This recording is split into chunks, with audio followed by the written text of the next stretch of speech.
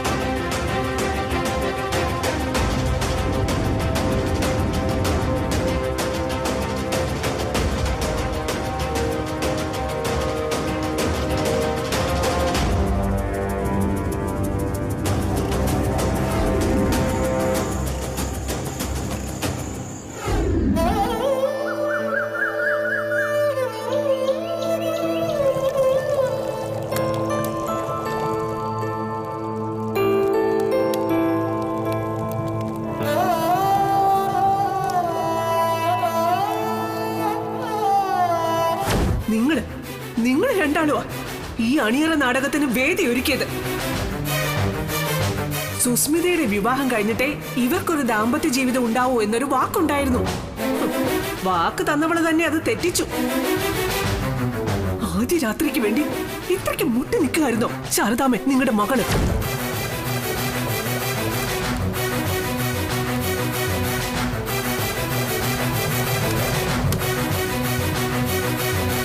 കുഞ്ഞേച്ചി,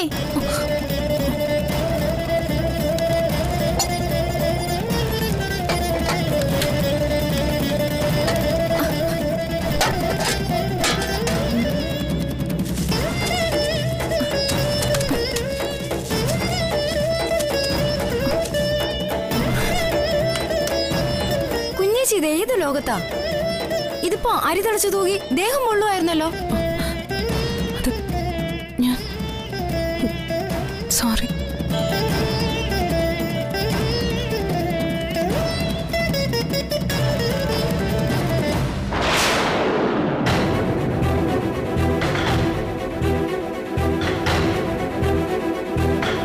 എന്തോന്ന് സോറി? ആരോട്? ദേ കുഞ്ഞേച്ചി, രാത്രിയിലെ കാര്യങ്ങൾ വിട്ടേക്ക്. കുഞ്ഞേച്ചി മനസ്സറിഞ്ഞ് ചെയ്ത് തെറ്റൊന്നും അല്ലല്ലോ. മാത്രമല്ല, അർദ്ധരാത്രിയിൽ വണ്ടിയിൽ പാഞ്ഞെത്തി മകന്റെ മണിയറ വാതില് മുട്ടി വിളിച്ച് ആദ്യ രാത്രി തടസ്സപ്പെടുത്തുന്ന ഒരു സ്ത്രീയെ കുറിച്ച് ഞാൻ ആദ്യമായിട്ട് കേൾക്കുക. അത്രയ്ക്ക് അവരുടെ മനസ്സ് വൃത്തികെട്ടതാണെന്ന് ആരും അറിഞ്ഞില്ല. കടപ്പാടിന്റെയും വാക്കുകൊടുക്കലിന്റെയും പേര് പറഞ്ഞ് അതിന് കൂട്ടുവരാൻ കൂടെ ഒരു പെണ്ണും. നാണം കെട്ട പരിപാടിയായിപ്പോയി. സത്യാമ്മയും സുസ്മിതയും ചെയ്തത് എന്നെ വേദനിപ്പിക്കുന്നില്ല ശ്യാമേ.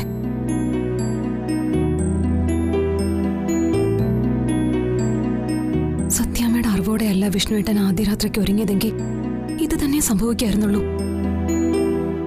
സത്യാമ്മ സമ്മതിച്ചൊന്നൊരു 100 വട്ടം ചോദിച്ചതാ ഞാൻ വിഷ്ണുവേട്ടനോട്. അപ്പൊ എല്ലാം സമ്മതിച്ചൊന്നു തന്നെയായിരുന്നു മറുപടി. സത്യം പറഞ്ഞ മണിയറ വാതിലിൽ മുട്ടി വിളിച്ച അമ്മയ്ക്ക് മുന്നിൽ തകർന്നു നിൽക്കുന്ന വിഷ്ണുവേട്ടന്റെ മുഖം എന്നെ വേട്ടയാടുന്നത്. സത്യമ്മയുടെ മൂർച്ചയുള്ള ചോദ്യങ്ങൾക്ക് മുന്നിലുള്ള വിഷ്ണുവേട്ടന്റെ മൗനം, നിസ്സഹായ അവസ്ഥ. ഈ കുടുംബത്തിലെ സ്ത്രീകൾക്ക് മുന്നിൽ വളരെ വെളുത്തുള്ള ഒരു നിൽപ്പ് ഓർക്കും തോറും എന്റെ ഉള്ള തിളച്ചു മറിയുന്നത് കഞ്ഞിക്കലോ അല്ല.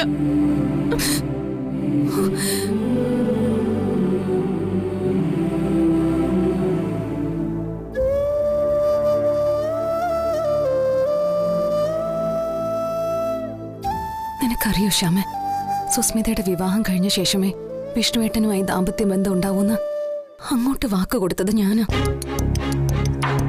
ഇപ്പൊ അത് തെറ്റിയില്ലേ? ഏത് സമയം കെട്ടുപൊട്ടിക്കാൻ കാത്തുനിന്ന ഒരു കള്ളിയുടെ ചിത്രമായില്ലേ അവരുടെയൊക്കെ ഉള്ളിൽ എന്റെ സ്ഥാനം. സത്യാമ്മ തല്ലിയതിന്റെ വേദന ഞാൻ അറിഞ്ഞില്ല. പക്ഷെ പറയാതെ പറയുന്ന ചില വാക്കുകളുണ്ട്. പറയുന്ന വാക്കുകൾക്കിടയിലും മൗനമുണ്ട്. അതെല്ലാം എനിക്കെതിരായിരുന്നു. സീതാദേവിയെ പോലെ ഭൂമി പിളർന്ന് താഴേക്ക് പോയിരുന്നെങ്കിലെന്ന് ആ നിമിഷം ഞാൻ ആഗ്രഹിച്ചത്.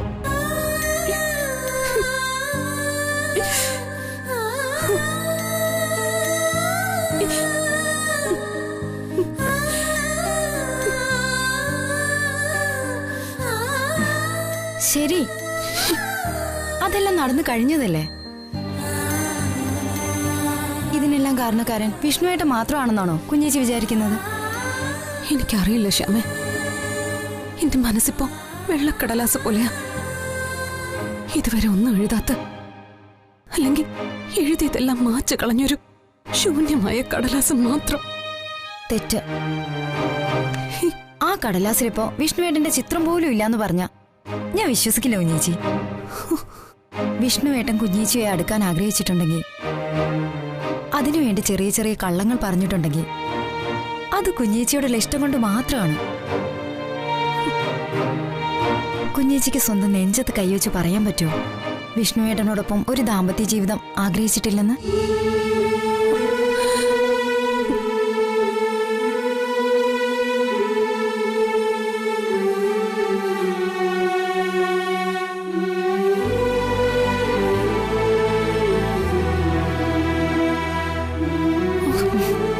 പറ്റില്ല കുഞ്ഞേച്ചി. അങ്ങനെ പറയണമെന്നുണ്ടെങ്കിൽ ആ പാവം മനുഷ്യനെ ചതിച്ചതിന്റെ പാപം എത്ര തപസ് ചെയ്താലും കുഞ്ഞേച്ചിക്ക് തീർക്കാനാവില്ല. കുഞ്ഞേച്ചിയെ മാത്രം പ്രാണനും ജീവനുമായി കരുതുന്ന ഓരോ നിശ്വാസത്തിലും ശാലിനിയെ അടയാളപ്പെടുത്തിയ ഒരു പാവം മനുഷ്യനാ വിഷ്ണുവേട്ടൻ. അത് ഏറ്റവും നന്നായി മനസ്സിലാക്കുന്ന ആൾ കുഞ്ഞേച്ചിയും.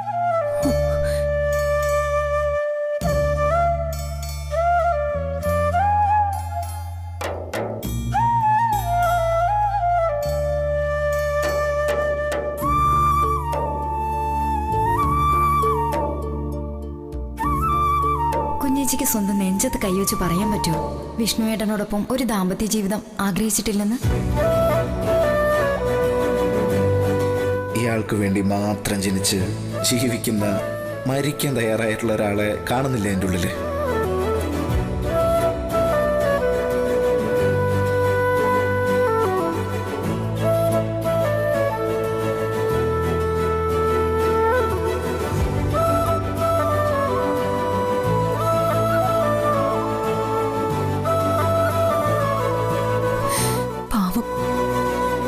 എന്നോടുള്ള ഇഷ്ടം കൊണ്ടാ. എനിക്കറിയാം, എനിക്കേ അറിയാവൂ.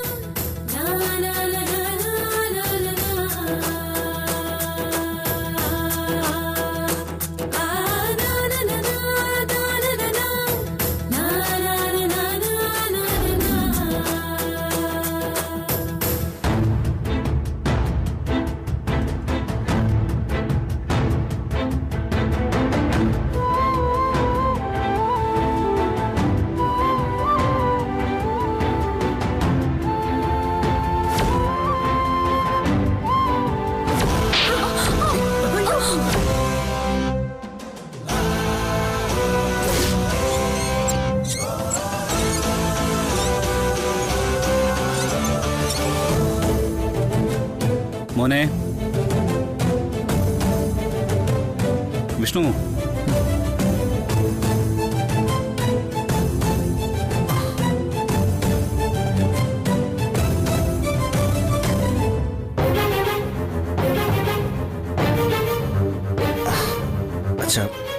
നേരം വെളുത്ത് കുറെ നേരം കാത്തു.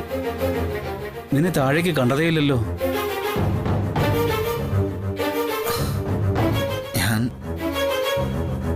എനിക്കാരെയും ഫേസ് ചെയ്യാൻ വയ്യച്ച. ആകെ ഒരു ഞാനങ്ങ് ചുരുങ്ങി ചെറുതായതുപോലെ. എനിക്ക് മനസ്സിലാവും നീ ചെറുതായതല്ല, മറ്റു ചിലര് ഒരുപാട് വലുതായതാ കുഴപ്പം. സാരമില്ല, ഒരു മനുഷ്യായുസിന്റെ ജീവിതാനുഭവം കൊണ്ട് അച്ഛന് തോന്നുന്നൊരു കാര്യം പറയാം. നീ എന്താ ഉപവാസമാണോ ഈ വീട്ടിൽ?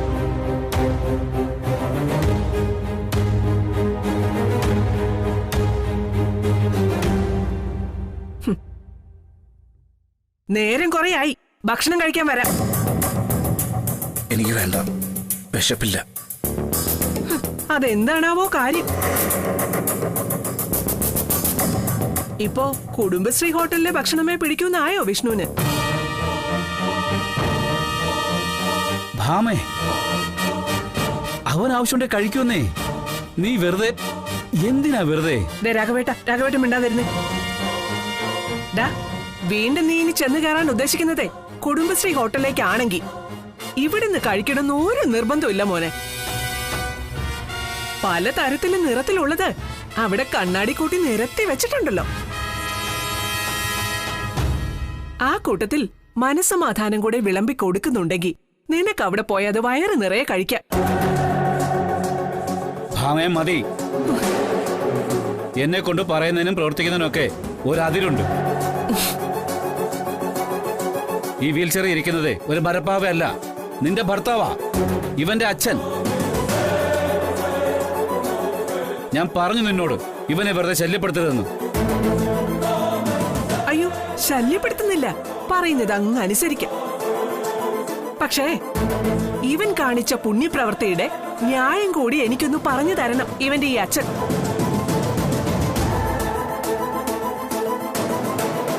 ശാലിനിയുമായി ആദ്യ രാത്രി ആഘോഷിക്കണമെങ്കിൽ അതിവൻ എന്നോടൊന്ന് തുറന്നു പറയായിരുന്നു.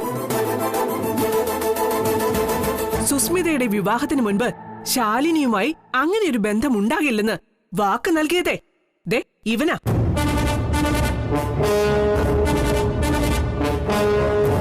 എടാ, വാക്കിന് വില വേണം.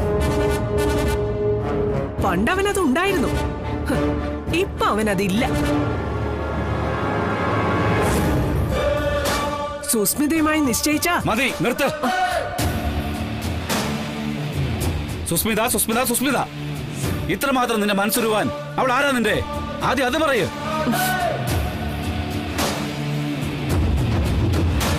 എന്നോ കണ്ട ഒരു കൂട്ടുകാരിയുടെ ഏതോ ഒരു മകൾ അവളുടെ വിവാഹം കഴിയുന്നതുവരെ സ്വന്തം മകന് ദാമ്പത്യ ജീവിതം അനുവദിക്കില്ലെന്ന് പറയാൻ നീ ആരാ ഭാമേ? ജഗദീശ്വരയുടെ മനുഷ്യാവതാരമോ? ഏത് വേദപുസ്തകത്തിൽ നിന്നാ നീ ഇതിന്റെയൊക്കെ നീതിയും ന്യായവും ഒക്കെ പറയാൻ ശ്രമിക്കുന്നത്? അച്ഛൻ വേണ്ട, എന്റെ ശാലിനി പേരിൽ നിങ്ങൾക്കിടയിൽ ഒരു പ്രശ്നം വേണ്ട. എല്ലാം നേരിടാൻ വേണ്ടി മനസ്സ് പാകപ്പെടുത്തിയെടുക്കാം വിഷ്ണു. ഇപ്പൊ വേണ്ട വേണ്ട, നിന്റെ ഔദാര്യമൊന്നും എനിക്ക് വേണ്ട. പെണ്ണൊരുത്തി വന്ന് കേറിയപ്പോ മുതൽ കാണുന്നതാ നിന്റെ ഈ മാറ്റം. ഇപ്പോ സ്വന്തം അച്ഛനെ നീ എനിക്കെതിരെ ഒരു ആയുധമാക്കി അല്ലേ? കൊള്ളാം മോനെ, എനിക്ക് വളരെ ഇഷ്ടപ്പെട്ടു, വളരെ ഇഷ്ടപ്പെട്ടു. ഏതായാലും ഒന്നും ഞാൻ പറയാം, നല്ലതാണോ ചീത്തയാണോന്ന് വാക്ക് തരുമ്പോഴേ തിരിച്ചറിവുണ്ടാവണം. പിന്നെ പിന്നീട് ന്യായം പറയാൻ വന്ന ഈ വീട്ടിൽ അത് ചെലവാകില്ലെന്നർത്ഥം. ഈ സത്യഭാമയ്ക്ക് ഒരു വാക്കിന് വിലയുണ്ട്. ഏത് വേദപുസ്തകം പറഞ്ഞാലും ഇല്ലെങ്കിലും അതേ ഇവിടെ നടക്കൂ.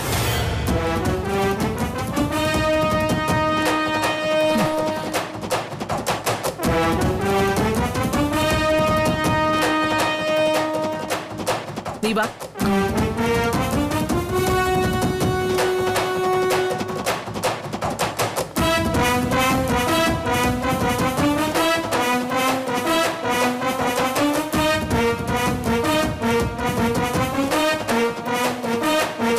കഷ്ടം, ഞാൻ ഇനി എന്ത് പറയാനാ? സ്വന്തം മക്കൾക്കെതിരെ മറ്റുള്ളവർക്ക് വേണ്ടി യുദ്ധം നടത്തുന്ന ഒരു കഥാപാത്രം പുരാണങ്ങളിൽ പോലും ഇല്ല. മകൻ മരിച്ചാലും മരുമകളുടെ താലി വേണ്ട. ഇഷ്ടമില്ലാത്ത നാവീന്ന് വീണ അത് കഷ്ടകാലമേ വരുത്തൂ. മോനെ, ഞാൻ നേരത്തെ പറഞ്ഞ തിരുത്തുവാ. ചില സ്ത്രീകളെ അറിയാൻ ഒരു മനുഷ്യായുസ്സൊന്നും പോരാ, അത്ര തന്നെ.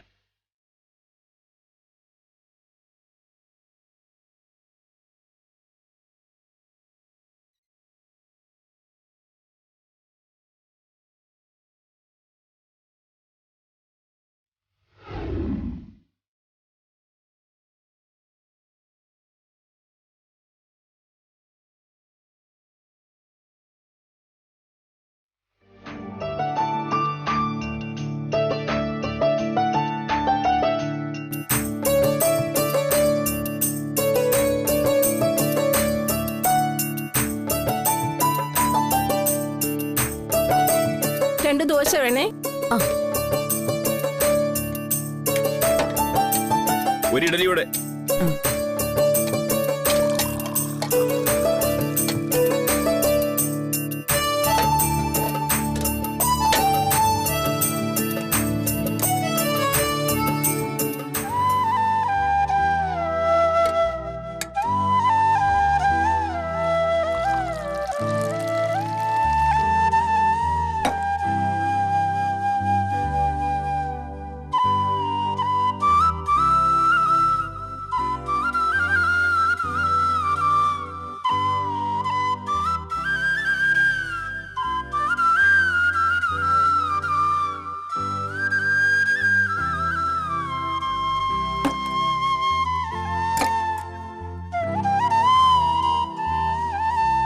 നേരം കുറെ ആയല്ലോ. കുഞ്ഞിച്ചി വല്ലതും കഴിച്ചായിരുന്നോ? നീ എന്തിനാ ഇപ്പൊ അതറിയുന്ന? അറിയാതെ പിന്നെ. ഇന്ന് രാവിലെ മുതൽ ജലപാനയില്ലാതെ ചേച്ചി ഓടി നടന്നു ഓരോരുത്തർക്കും ഭക്ഷണം വിളമ്പുന്നുണ്ടെന്ന് എനിക്കറിയാം. മാറി നിൽക്കുന്നതോ വല്ലതും കഴിക്കുന്നതോ കണ്ടുമില്ല. അതാ ചോദിച്ചത്, വല്ലതും കഴിച്ചോന്ന്. നീ ഇനി ഇതിപ്പോ അമ്മയോട് വിളമ്പാനൊന്നും നിൽക്കണ്ട. എനിക്കിപ്പോ വിശപ്പില്ല. വിശപ്പുള്ളവർക്ക് വിളമ്പുന്നു. അതാ അന്നം ഉണ്ടാക്കുന്നവരുടെ ചുമതലയെന്ന് അമ്മ പറഞ്ഞിട്ടുണ്ട്.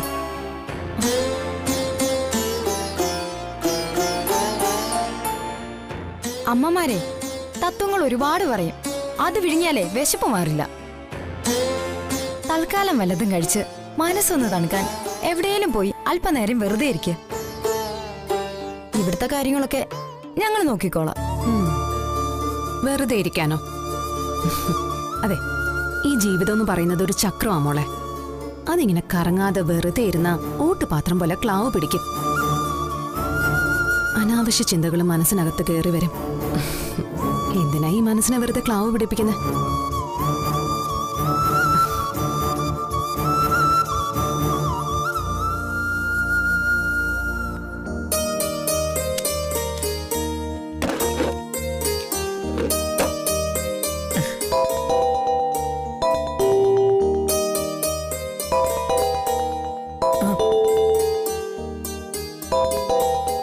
ശാന്തേ, അവക്ക് കൊടുക്കും.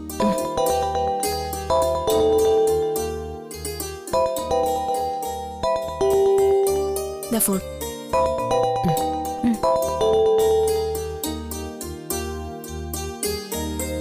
ഹലോ, ഞാനാ വസുമതി. മനസ്സിലായി ആന്റി. അല്ല, നീ ഒരു പെൺകുട്ടി ഇവിടെ കൊണ്ടുവന്ന് നിർത്തിയിട്ടുണ്ടായിരുന്നല്ലോ, നിറവയറുമായിട്ട്. അന്ന് അവളെ ഇവിടെ നിർത്തുന്നതിന് ചില ഉപാധികൾ ഞാൻ പറഞ്ഞിരുന്നു. DNA ടെസ്റ്റ് നടത്തി അവളുടെ കുഞ്ഞിന്റെ അച്ഛൻ എന്റെ മകൻ അർജുനാണെന്ന് തെളിയുന്നത് വരെ അവളെ ഇവിടുന്ന് പുറത്തേക്ക് അയക്കുകയോ അവിടുന്ന് ആരും ഇങ്ങോട്ട് വരികയോ ചെയ്യാൻ പാടില്ലെന്നായിരുന്നു ഉപാധികളിലൊന്ന്. ഓർമ്മയുണ്ടാവും നിനക്കത്? ഉണ്ട് ആന്റി, ഓർമ്മയുണ്ട്. എന്നാലേ വന്നപ്പോ മുതൽ അവളുടെ തല സദാബി ആ ഫോണിന്റെ ഉള്ളിലാ. ഇവിടെ മുറ്റത്ത് കമിഴ്ന്ന് കിടക്കുന്ന ഒരു പ്ലാവില മലർത്തി വെക്കാനുള്ള ഉപകാരമില്ല അവളെ കൊണ്ട്. ശരി, തലയിലായില്ലേ? അതും വേണ്ടാന്ന് വെച്ചേക്കാന്നാ ഞാൻ വിചാരിച്ചത്. പക്ഷേ അവൾക്കിനി ആതുര ശുശ്രൂഷയ്ക്ക് കൂടി ആളെ വെക്കണമെന്ന് പറഞ്ഞാ എനിക്ക് സൗകര്യമില്ലാന്ന് പറയാനാ ഞാനിപ്പൊ നിന്നെ വിളിച്ചത്. ആതുര ശുശ്രൂഷയോ? എന്ത് പറ്റി ആന്റി? പറ്റാനൊന്നുമില്ല. അവളീ വയറും വെച്ചോണ്ട് ബാത്റൂമിലൊന്ന് വീണെന്ന്. അയ്യോ എന്റെ ദൈവമേ!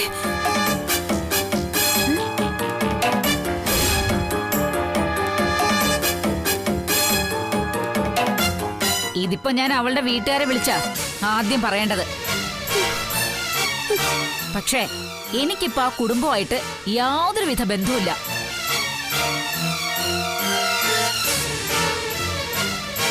അവളുടെ വയറ്റിലുള്ള കുഞ്ഞിന്റെ അച്ഛൻ എന്റെ മകൻ അർജുനാണെങ്കിൽ മാത്രമേ ഞാൻ ഇനി ആ ബന്ധം നിലനിർത്തൂ. എന്താ മോളെ, എന്തുപറ്റി? അതെ, നമ്മൾ തമ്മിലുള്ള വ്യക്തിപരമായ ഒരു കരാറിന്റെ അടിസ്ഥാനത്തിൽ അന്യായ ഒരു പെൺകുട്ടിയെ വീട്ടിൽ നിർത്തിയിരിക്കുന്നു ഞാനിപ്പോ കരുതുന്നുള്ളൂ. അതുകൊണ്ടാ വെറും ഒരു ഫോർമാലിറ്റിക്ക് വേണ്ടിയാണെങ്കിലും നിന്നെ ഒന്ന് വിളിച്ചു പറഞ്ഞത്. എന്നിട്ട് എന്റെ പ്രീതിക്ക് ഇപ്പൊ എന്തെങ്കിലും പറ്റിയോ? എന്താ ഇപ്പൊ അവളുടെ അവസ്ഥ? പ്രീതി, ഞാൻ ഈ പറഞ്ഞതെല്ലാം മലയാളമല്ലേ? എന്താ പറ്റിയെന്ന് വേണമെങ്കിൽ നിനക്കൊന്ന് നോക്കാം. ഇവിടെ ഉള്ളവരെ ബുദ്ധിമുട്ടിക്കരുതെന്ന് അർത്ഥം. എന്താടി, എന്താ കാര്യം? വസുമതി ആന്റിയെ വിളിച്ചത് പ്രീതി ബാത്റൂമിൽ വീണെന്ന്. അയ്യോ എന്റെ ഭഗവതി. എന്നിട്ട് എന്തായെന്നൊന്നും പറഞ്ഞില്ല. അവര് ഫോൺ കട്ട് ചെയ്ത് കളഞ്ഞു. Phone switch ഓഫാ. മനഃപൂർവ്വമാണെന്നാ തോന്നുന്നത്. ഇനി എന്താ കുഞ്ഞേച്ചി ചെയ്യേണ്ടത്? അമ്മേ, എനിക്ക് എത്രയും പെട്ടെന്ന് അവിടെ എത്തണം. വസുമതി ആന്റിയുടെ കാര്യമായതുകൊണ്ട് ഡോക്ടർ പോലും വിളിച്ചിട്ടുണ്ടാവില്ല. അവര് കിടന്ന് അവിടെ കിടക്കട്ടെ എന്ന് വിചാരിക്കും. അത് ആപത്താ. എന്നാ പിന്നെ ഞാനും കൂടെ വരാം മോളെ. വയറ്റ് കണ്ണിയായിരിക്കുന്ന പെണ്ണല്ലേ, എന്തെങ്കിലും സംഭവിച്ചാലോ? വേണ്ടമ്മേ, ഹോട്ടലിൽ ആള് വേണ്ടേ? ഇത് ഞാൻ നോക്കിക്കോളാം. ആദ്യം അവിടെ ചെന്ന് കാര്യം എന്താണെന്നറിയട്ടെ. ഞാൻ വിളിച്ചോളാം അമ്മേ.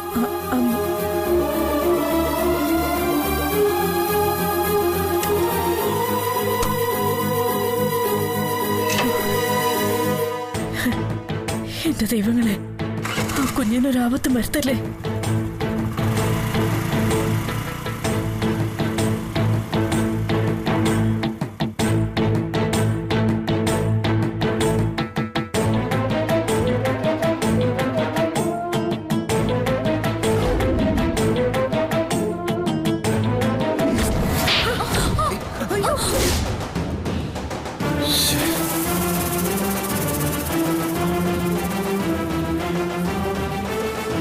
അവിടുന്ന് വന്നിട്ട് ഇതുവരെയൊന്നും സംസാരിച്ചു പോലുമില്ല. നേരിട്ട് വിളിച്ച ശാലിനി എങ്ങനെയോ പ്രതികരിക്കുക.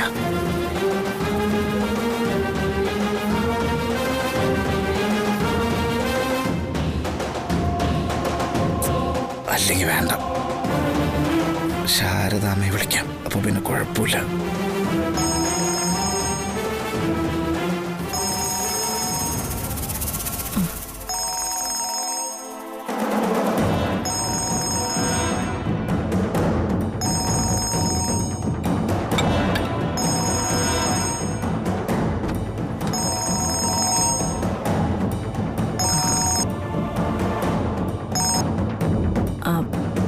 ഹലോ. ആ അമ്മ, ഞാനാ വിഷ്ണു. മനസ്സിലായി മോനെ.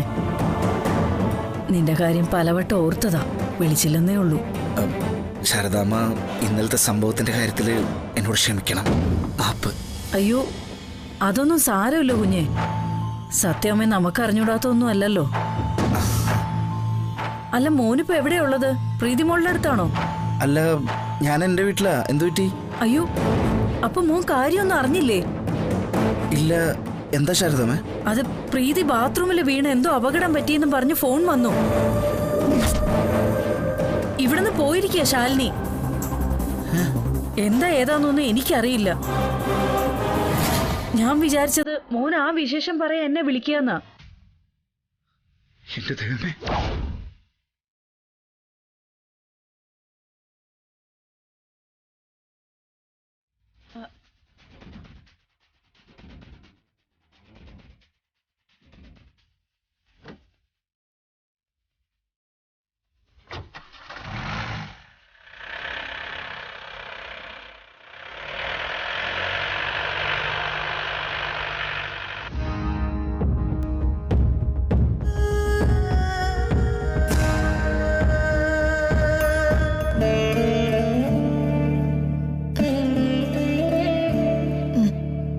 പ്രീതി, ഇപ്പൊ വേദന കുറവുണ്ടോ? കുറവുണ്ട്. സാരമില്ല, മാനേജ് ചെയ്യാം. സത്യം പറഞ്ഞ നേരിട്ട് കണ്ട് വലിയ കുഴപ്പമൊന്നുമില്ലെന്ന് മനസ്സിലായപ്പോഴാ ഒരാശ്വാസമായത്. ബാത്റൂമിൽ വീണെന്ന് വിളിച്ചു പറഞ്ഞതല്ലാതെ ഡീറ്റെയിൽസ് ഒന്നും വസുമതി ആന്റി പറഞ്ഞതുമില്ല. ഞാൻ തിരിച്ചു വിളിച്ചപ്പോഴേക്കും ഫോൺ സ്വിച്ച് ഓഫ് ചെയ്തു. ഞാനങ്ങ് പേടിച്ചുപോയി. അവരങ്ങനെ ചെയ്യും. വീണപ്പോ ഒരു ഡോക്ടർ പോലും വിളിക്കാനുള്ള മര്യാദ അവർ കാണിച്ചില്ല. എനിക്കാണെങ്കിൽ അർജുനേട്ടനെ വിളിച്ച് പറയാനും തോന്നിയില്ല. ശാലിനി വന്നില്ലായിരുന്നെങ്കിൽ സത്യം പറഞ്ഞാൽ ഞാൻ പെട്ടുപോയനെ.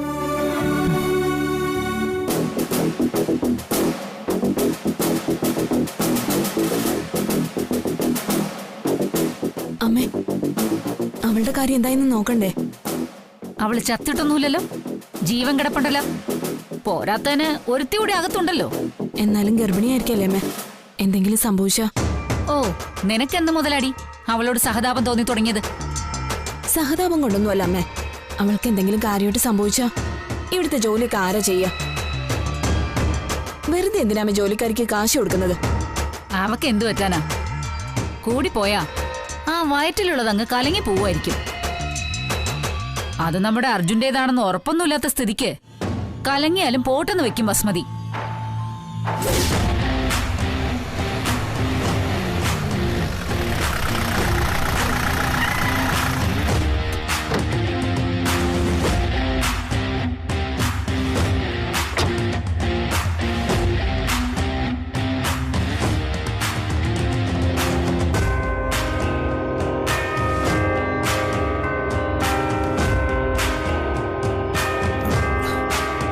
പ്രീതി, അവളെ ഇവിടെ ആരും കൊല്ലാൻ ശ്രമിച്ചിട്ടൊന്നുമില്ല.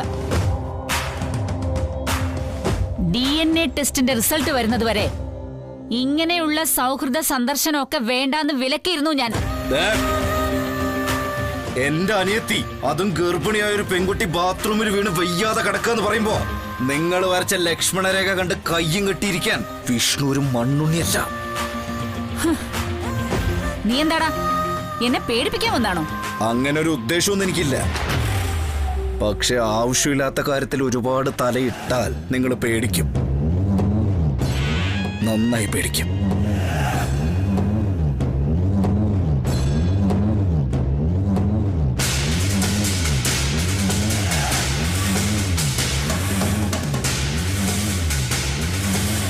പ്രീതി അകത്തുണ്ട്, നീ വേണമെങ്കിൽ ചെന്ന് കണ്ടിട്ട് പോ.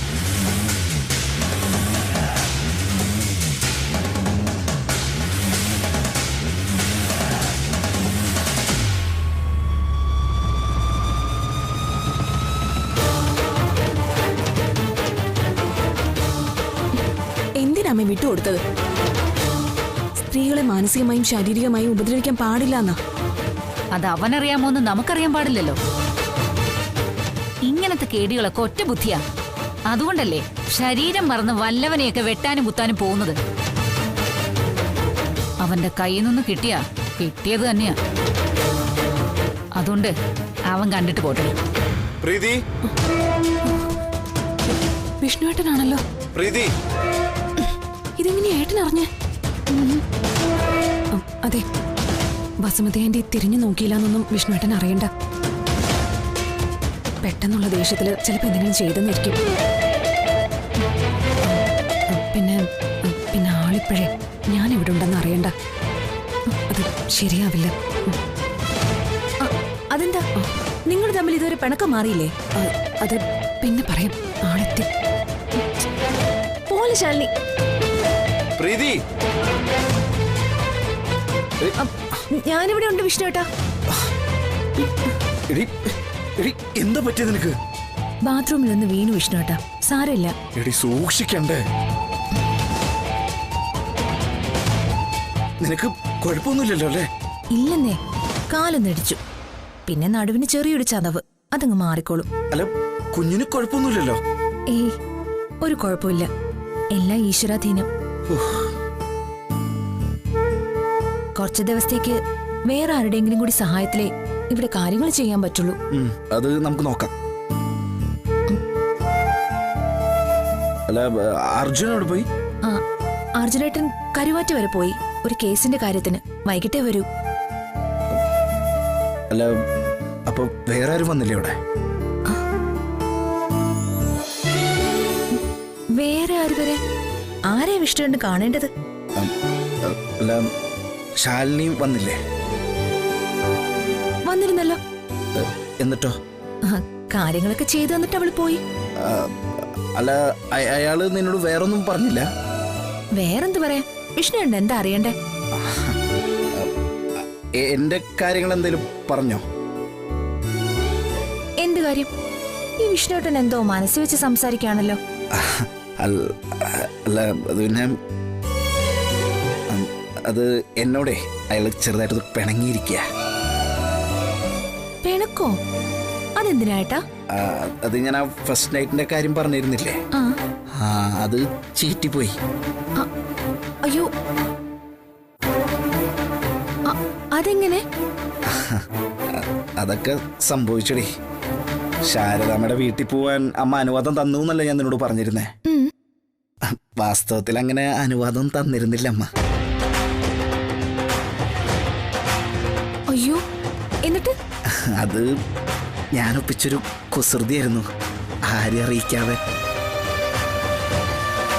ശാലിനി, എടി, അവൾ അക്കാര്യം അറിയുമ്പോൾ എനിക്കൊരു ചമ്മലല്ലേ. പിന്നെ ഞാൻ എങ്ങനെ അവളുടെ മുഖത്തേക്ക് നോക്കുക? ഏട്ടൻ സംഗതി പറയേ. അത് ഞാനൊരു മിമിക്രി കാട്ടിയതാ.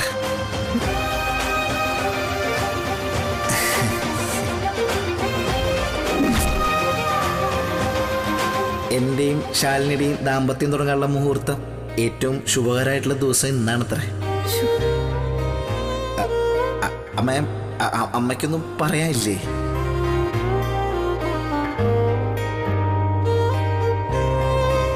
എന്നായാലും നടക്കേണ്ടതല്ലേ? അല്ല, ഇന്നാണ് ഏറ്റവും നല്ല മുഹൂർത്തമെങ്കിൽ ഇന്ന് തന്നെ നടക്കട്ടെ.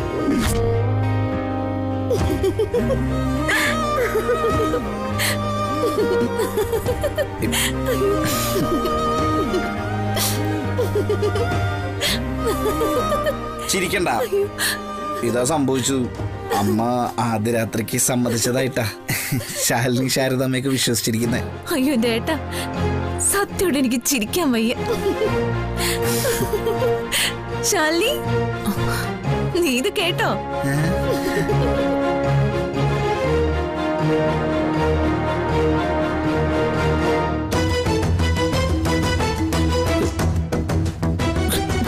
സോറി.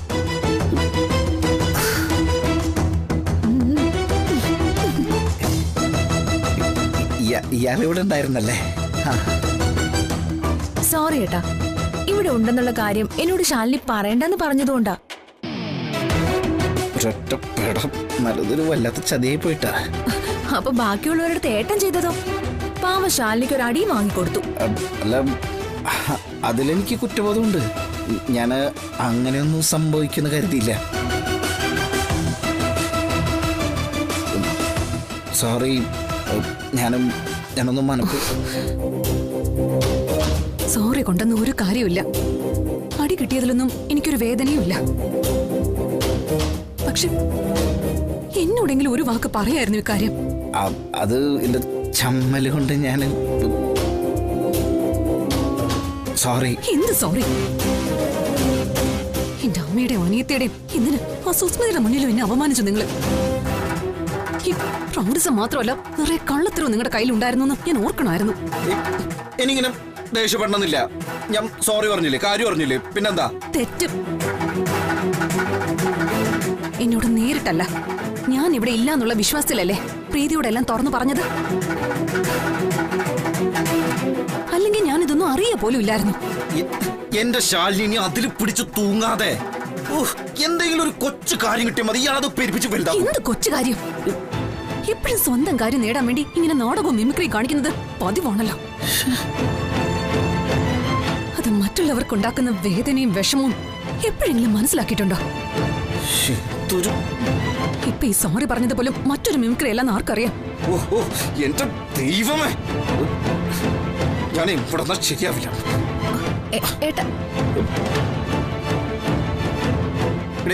നിനക്കതിൽ ആവശ്യമുണ്ടാ? തൽക്കാലത്തെ കാര്യങ്ങളൊക്കെ ശാലിനി ചെയ്തു തന്നോളൂ. ശാലിനി ഉണ്ടല്ലോ ഇവിടെ. ഓ, എന്നാ ഞാൻ ഇറങ്ങാം. ശ്രദ്ധിച്ചോളേ. ഞാൻ വിളിച്ചോളാം തന്നെ. അതെന്താ ഏട്ടാ പെട്ടെന്ന്? ഏയ് ഒന്നുമില്ല, കുറച്ച് ജോലിയുണ്ട് അവിടെ.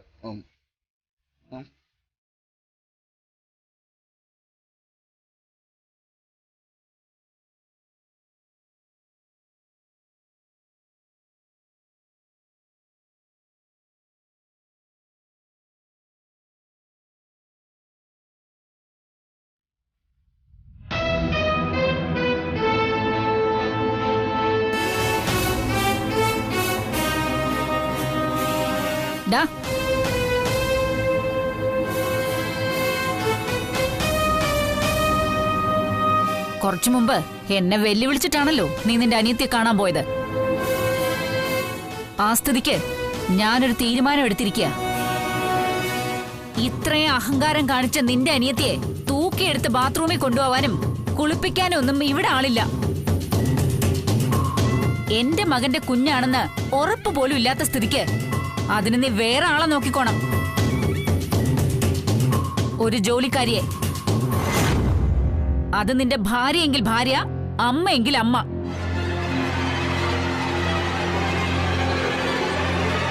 ഉടൻ ആള് വേണം, മനസ്സിലായല്ലോ? ആ ദേഷ്യവും എടുത്ത ചാട്ടവും ഒക്കെ മാറ്റി വെച്ചേക്കണം കേട്ടോ. പ്രീതിയുടെ നല്ല ഭാവിക്ക് വേണ്ടിയാ.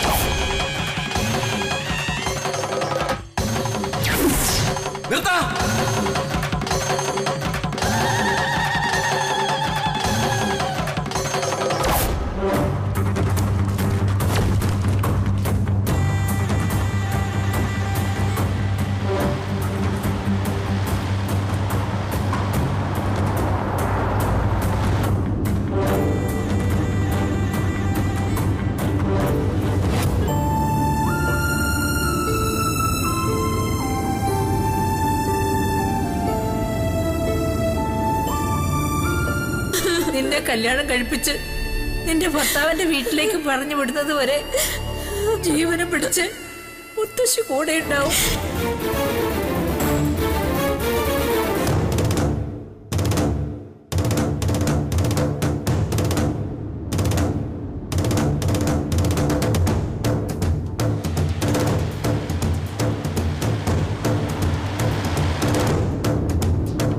ചേട്ടാ, വെള്ളമുണ്ടോ ഇതിനകത്ത്? അയ്യോ ഇല്ലല്ലോ മോളെ. നോക്കട്ടെ, നമുക്ക് വാങ്ങിക്കാം. ഒരു പാലവും പാടവും കട്ട് ചെയ്ത് നമ്മൾ പോകുന്നത്. അവിടെ ഒരു മാടക്കടയുണ്ട്, നമുക്ക് അവിടെ നിന്ന് വാങ്ങിക്കാം.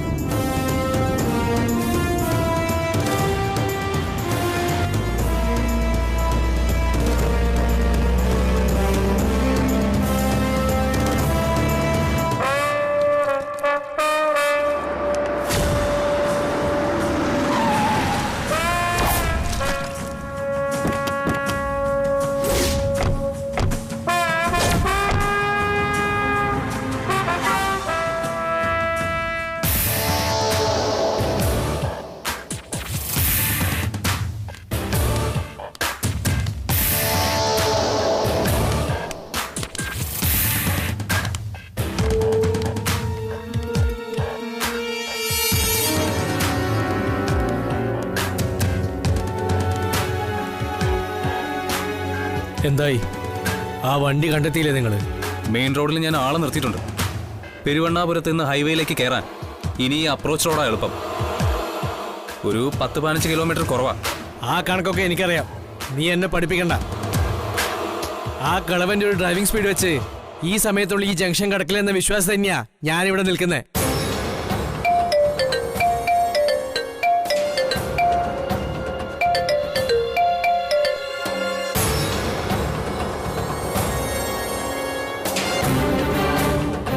എന്തായി ഞാൻ പറഞ്ഞ കാര്യം? ഒരു വെള്ള ടാക്സിക്കാർ.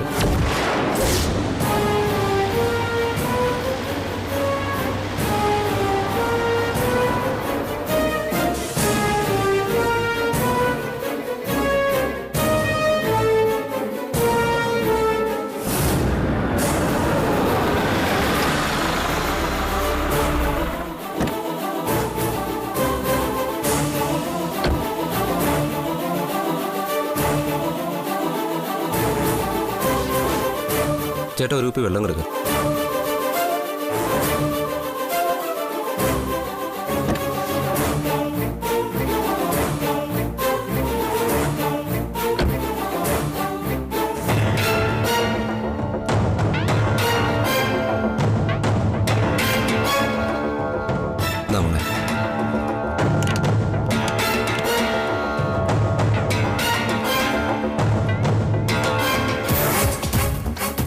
ശരി.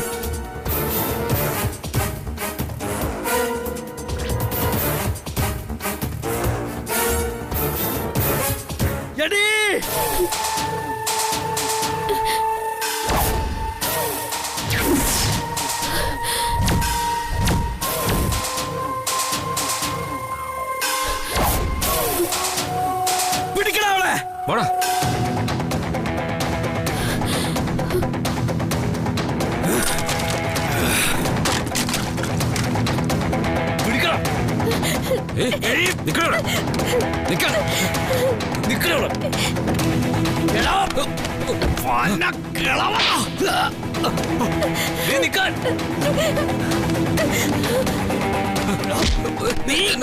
എനിക്കൊന്നും അറിയില്ല. നീ എന്നെ പെണ്ണിനെയും കൊണ്ട് കടന്നോളാ.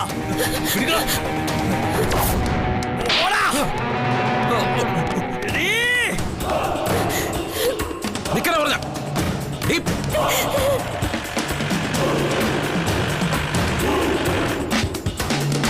അവിടെ നിൽക്കാൻ. നിക്കണോടെ നിൽക്കാൻ. നിക്കണോടെ നിൽക്കാനല്ല പറഞ്ഞത്. നിക്കണോടെ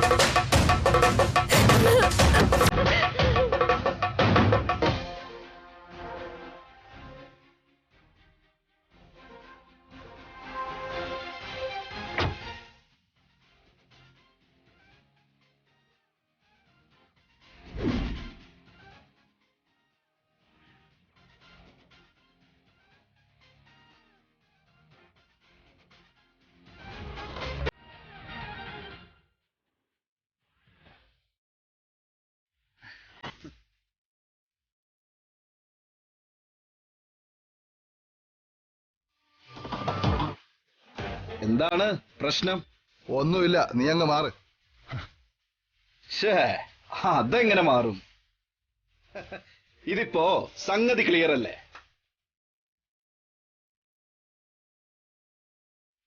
നാട്ടുംപുറം നട്ടുച്ച ഒരു പെൺകിടാവ് പ്രാണനും കൈപിടിച്ച് ഓടുന്നു. 4 ജീൻസും ടീഷർട്ട് ഇട്ട് പിന്നാലെ ഇങ്ങനെ ഓടുക. ഇനിയിപ്പോ നിങ്ങൾ അയച്ചത് ആരാന്ന് കൂടി പറഞ്ഞാൽ മതി. നമുക്ക് ഒരു സ്റ്റണ്ട് സീൻ അങ്ങോട്ട് തുടങ്ങാം. ഞാനാ